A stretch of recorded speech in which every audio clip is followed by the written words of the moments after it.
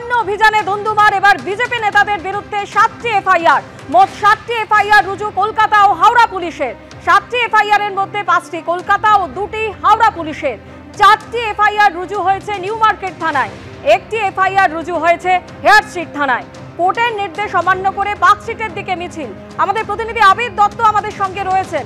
আবির, একদিকে কলকাতায় 5টি এফআইআর, অন্যদিকে হাওড়া পুলিশের তরফে 2টি এফআইআর দায়ের করা হয়েছে নবান্ন অভিযানের ঘটনায়। কোন কোন ধারায় মামলা রুজু হয়েছে ঠিক কি জানতে পারছো? দেখো, যেটা কলকাতা পুলিশের তরফ থেকে তাদের সোশ্যাল মিডিয়ার মাধ্যমে তারা জানিয়েছেন যে কলকাতা পুলিশে এই যে নবান্ন অভিযানের যে ডাক দেওয়া হয়েছিল, সেখানে যে গন্ডগোলের পরিস্থিতি বা সেখানে যে উত্তেজনার পরিস্থিতি তৈরি হয়, সেখানে 5টি এফআইআর তাদের তরফে দায়ের করা হয়েছে। এবং এই 5টি এফআইআর এর মধ্যে 4টি হচ্ছে নিউ মার্কেট থানায়, 1টি হচ্ছে হেয়ার স্ট্রিট থানায়। প্রথমত হাইকোর্টের নির্দেশ অমান্য করা হয়েছে এবং আরআর এভিনিউতে না গিয়ে পার্কস্ট্রিটে যে মিছিল চলে গিয়েছিল সেই পরিপ্রেক্ষিতে একটি এফআইআর করা হয়েছে। দ্বিতীয়ত অন্য একটি রাজনৈতিক দলের রাখির স্টল ছিল, সেখানে বিশৃঙ্খলা করার জন্য আরো একটি এফআইআর। তৃতীয় এফআইআর করা হয়েছে একজন পুলিশ কনস্টেবলকে নির্মমভাবে মারধর করার জন্য, সেই ক্ষেত্রে তার মাথায় গুরুতর আঘাত লেগেছে বলে পুলিশের তরফ থেকে জানানো হচ্ছে। 3টি মামলাই কিন্তু 3টির মধ্যে প্রথম মামলাটি হেয়ার স্ট্রিট হলো, বাকি 2টি হয়েছে নিউ মার্কেট থানায় অভিযোগ। চতুর্থ, নিউ মার্কেট থানায় আরো একটি অভিযোগ হয়েছে, সেটা হচ্ছে হকার্স ইউনিয়নের অফিসে ভাঙচুর করার জন্য। এবং পঞ্চম হচ্ছে একজন সংবাদকর্মী ক্যামেরা নষ্ট করার মধ্যে জোরপূর্বক আটকে রাখার জন্য, সেই ক্ষেত্রে নিউ মার্কেট থানায় মামলা হয়েছে।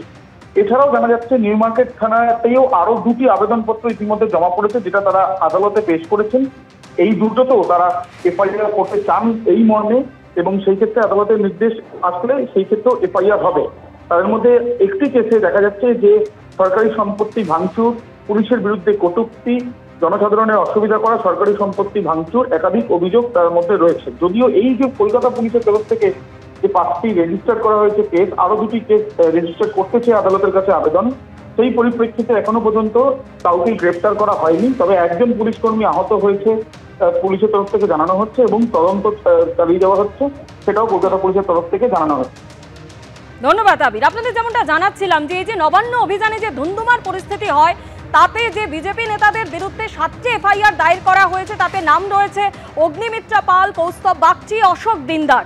অগ্নিমিত্রা পাল এবং কৌস্তব বাগচি গতকাল তারা কি বলেছিলেন শোনাবো। এই যে অ্যালিগেশনস গুলো দিয়েছেন সেগুলো প্রমাণ হয়।